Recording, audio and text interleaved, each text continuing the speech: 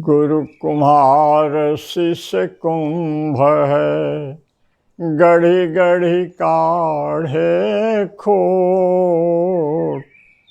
अंतर हाथ सहार दे, बाहर मारे चोट। यह तन विष की बेलरी, गुरु अमृत की खान। शीश दिए जो गुरु मिले, तो भी सस्ता जान। आज गुरु पर्व पर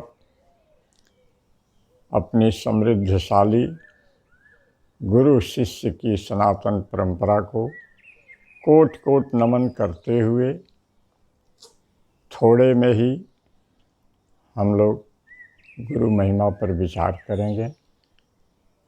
शिष्य के जीवन में गुरु क्या कर सकता है, यह एक अत्यंत ही महत्वपूर्ण बिंदु है।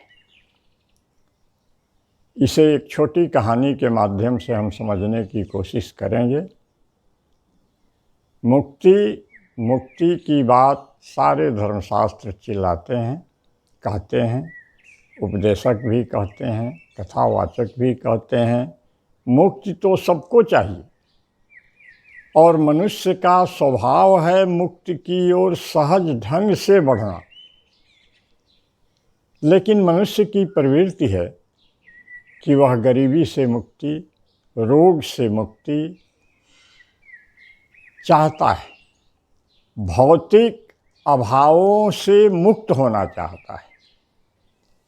और जिस अभाव से मुक्त हो जाने पर ये सारे अभाव समाप्त हो जाते हैं, उस अभाव से मुक्त होने की ओर उसकी दृष्टि ही नहीं जाती। और वह मुक्ति है अज्ञानता से मुक्ति, मोह से मुक्ति, आत्मिक क्लेशों से मुक्ति, मानस रोगों से मुक्ति। यदि जीवात्मा के कान इस बिंदु पर खड़े हो जाएं, तो उसके आवागमन का झंझट ही समाप्त हो जाए। इस जेल रूप संसार रूपी जेल से सदैव के लिए वह मुक्त हो जाए, कभी फंसना ही न पड़े। लेकिन ऐसी मुक्ति के लिए कोई बिरले जन ही प्रयास करते हैं, जिनके ऊपर ईश्वर की अहेतुकी कृपा होती है। उनके जीवन में संत सद्गुरु का प्रवेश होता है। यह भी ईश्वरीय कृपा का ही परिणाम है, किसी पुण्य कर्म का नहीं। संत करते क्या हैं?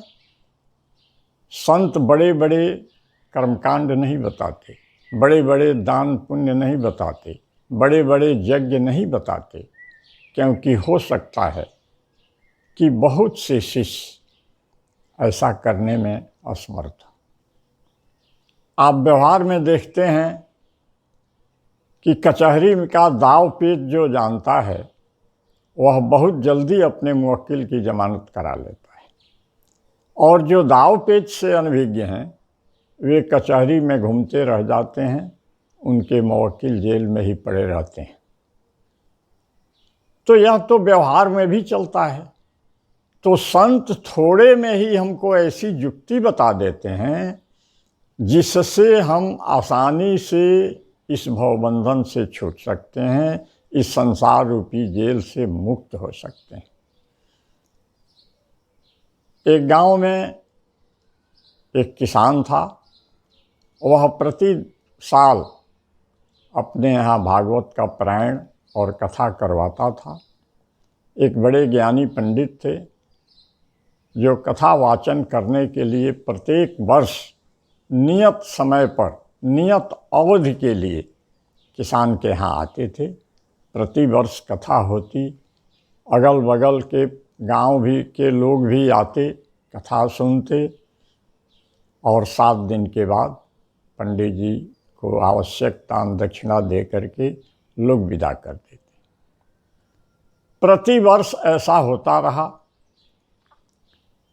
एक बार उस किसान के पड़ोसी ने कहीं से एक तोते का बच्चा लाया और उसे पिंजड़े में रख कर खिलाने पिलाने लगा। बच्चा थोड़ा सयाना हो गया, तब तक कथा का समय भी आ गया। कथावाचक महोदय भी आ गए और उनका एक नियम था कि कथा शुरू करने के पहले सत्संगियों से, श्रोताओं से 10 बार 20 बार एक नारा लगवाते थे, उच्चारण करवाते थे, राम नाम कहे बंधन टूटे।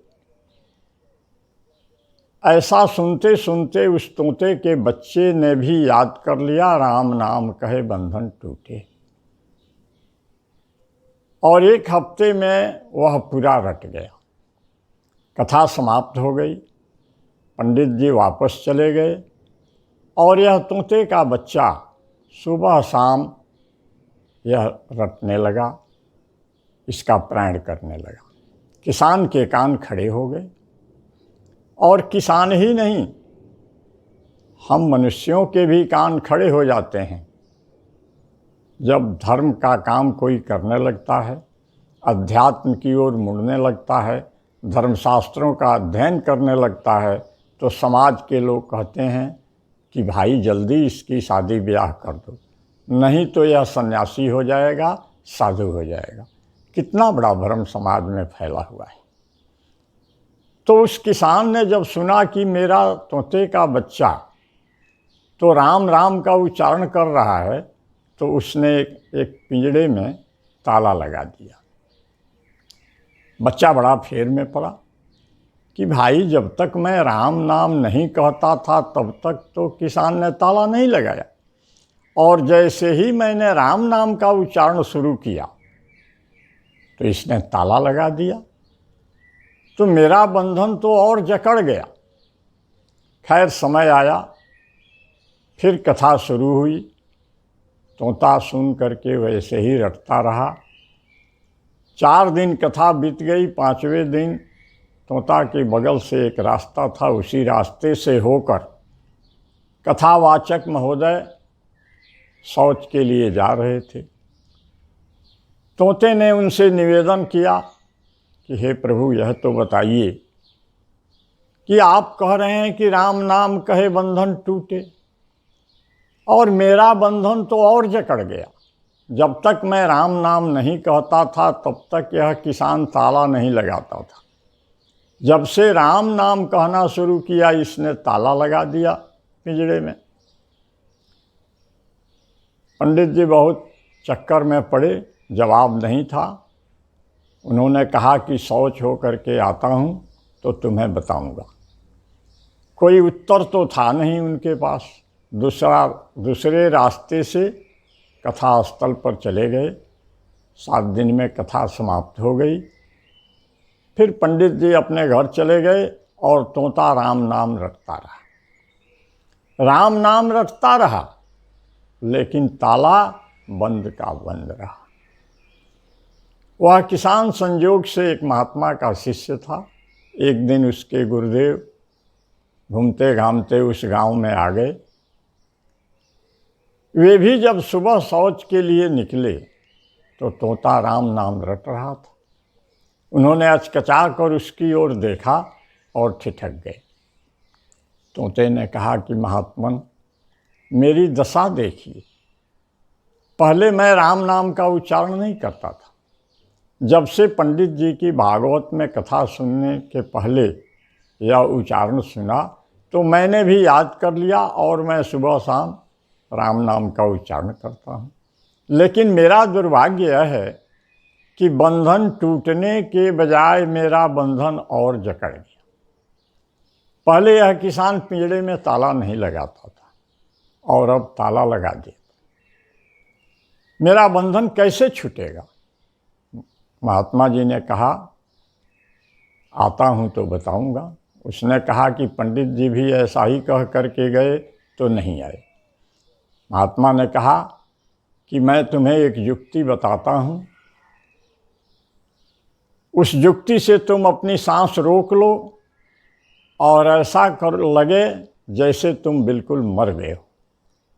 किसान तुम्हारे शरीर को हिलावे डुलावे तो भी कुछ मत कहना। तोता वैसा ही करके मरने जैसा होकर पिंजड़े में सो गया। किसान आया, हिलाया डुलाया, तोते के शरीर में कोई गति नहीं और उसको मृत जान करके उसने पिंजड़े से निकाल करके फेंक दिया। किसान जब चला गया तो तोता उड़ करके पेड़ पर बैठ गया। तब तक महात्मा जी लौट रहे थे तो तोते ने कहना शुरू किया कि संत मिले तो बंधन छूटे, संत मिले तो बंधन छूटे। महात्मा जी बड़े प्रसन्न हुए। अगले साल जब पंडित जी आए और फिर उस रास्ते से शौच करने के लिए जाने लगे तो उसने शुरू किया यही कहना कि पंडित जी संत मिले तो बंधन छूटे, संत मिले तो बंधन छूटे। तो बंधुओं, यह है संतों की युक्ति।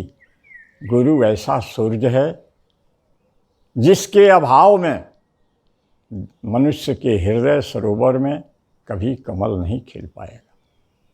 सूर्य के उदित होने पर ही कमल खिलता है। ज्ञान का कमल जीव के हृदय में तभी खिलता है जब संत सद्गुरु रूपी सूर्य की किरणें उसके पावन हृदय को स्पर्श करती हैं। गुरु ऐसा कुम्हार है जो घड़े को गढ़ने के लिए चोट तो मारता है, लेकिन एक हाथ से चोट करता है और एक हाथ भीतर से सहारे के लिए रखता है। गुरु ऐसा धोबी है जिसके घाट पर जाकर उसकी प्रेम दरिया में हम स्नान करके अपने जन्म जन्मांतर के मल को धोकर पवित्र होकर परमात्मा तक पहुँचने के लिए तैयार हो जाते हैं। गुरु घाट चलो मन भाई, सुरत चदरिया लेह धुआई।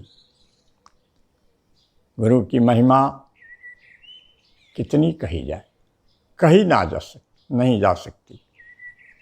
गुरु ऐसा दयालु होता है जो शिष्य के बार बार नहीं समझने पर भी अपनी दया बरकरार रखता है। तुलसीदास ने इसकी चर्चा रामचरितमानस में की है। उन्होंने लिखा है कि मेरा अबोध मन, अज्ञानी मन, जो मेरे गुरुदेव देना चाहते थे, समझाना चाहते थे, उस ज्ञान को ग्रहण नहीं कर पाता था, तो भी दयापूर्वक तदपि कही गुरु बारहि बारा, समुझि परि कछुमति अनुसारा। तो भी गुरु ने दयापूर्वक बार बार उस ज्ञान की चर्चा करके मुझे समझाया। बंधुओं, गुरु वह होता है जिसके मिलने से पार्वती जैसा सत्संग सुन करके जीव का सारा क्लेश समाप्त हो जाते हैं।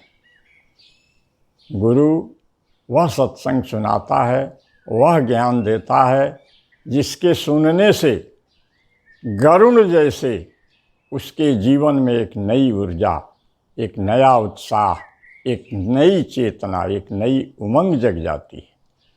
जब सारी कथा सुन चुके गरुड़ जी तो तुलसीदास ने वहाँ लिखा है, सुने भुसुंड के वचन सुहाए, हर्षित खगपति पंख फूलाए। जो गरुड़ दीनहीन होकर, संशयग्रस्त होकर, उदास होकर, खिन्न होकर गुरु चरणों में समर्पित हुए थे, काकभूषुंडी जी के यहाँ गए थे, अब उनके पंखों में उनकी एक नई उड़ान की क्षमता आ गई है, एक नई चेतना उनमें जग गई है। हर्षित खगपति पंख फुलाए का यही राज है। और ऐसा जब होता है तो गुरु के, तो शिष्य के माथे को, शिष्य के सिर को झुकाना नहीं पड़ता, वह झुक जाता है और तब अपने संत सद्गुरु को भगवत स्वरूप में मान लेता है। पुनि पुनि काग चरण सिरुनावा, जाने राम सम प्रेम बढ़ावा। क्यों हुआ ऐसा? जब कागभूषुंडी जी ने उनके मोह तम का समूल विनाश करके उनकी चेतना को एक नई दिशा दे दी। यह है गुरु की महिमा, यह है हमारे सनातन की, संत सद्गुरुओं की अनोखी कला, जो छोटे छोटे उदाहरणों से, छोटी छोटी युक्तियों से हमें ज्ञान दे देते हैं।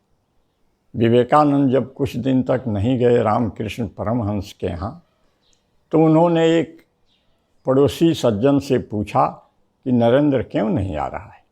उन्होंने कहा कि वहाँ तो वेदांत पर शास्त्रार्थ चल रहा है, 3 महीने से वे उसी को सुनने में लगे हैं। परमहंस जी ने संदेश भेजा, जाकर के नरेंद्र से कहना, ब्रह्म सत्यम जगत मिथ्या के अलावा क्या रखा है वेदांत में जो 3 महीने से शास्त्रार्थ सुन रहा है। और उस तत्वज्ञानी संत के इन 2 शब्दों ने नरेंद्र के जीवन में क्रांति ला दी और वे स्वामी विवेकानंद बन गए। सोचिए, समस्त वेदांत का सार उस तत्वज्ञानी महापुरुष ने केवल 2 शब्दों में रख दिया, ब्रह्म सत्यम जगत। यह है संत सद्गुरुओं की अनूठी कला, यह है युक्ति से मुक्ति देने की कला। तो बंधुओं, आइए हम अपनी संत परंपरा का कोटि कोटि नमन करते हुए आज गुरु पर्व के अवसर पर अपनी श्रद्धा, अपने भाव, अपना प्रेम जो हो चुके, जो अभी हैं और जो भविष्य में होंगे, उन सभी संत सद्गुरुओं के चरणों में निवेदित करें, प्रणाम करें। और यदि यह वीडियो आपको पसंद आए तो मेरा YouTube चैनल आध्यात्मिक जीवन को सब्सक्राइब कर लें और घंटी बजाना न भूलें, ताकि अगले वीडियो आप तक पहुंचते रहें।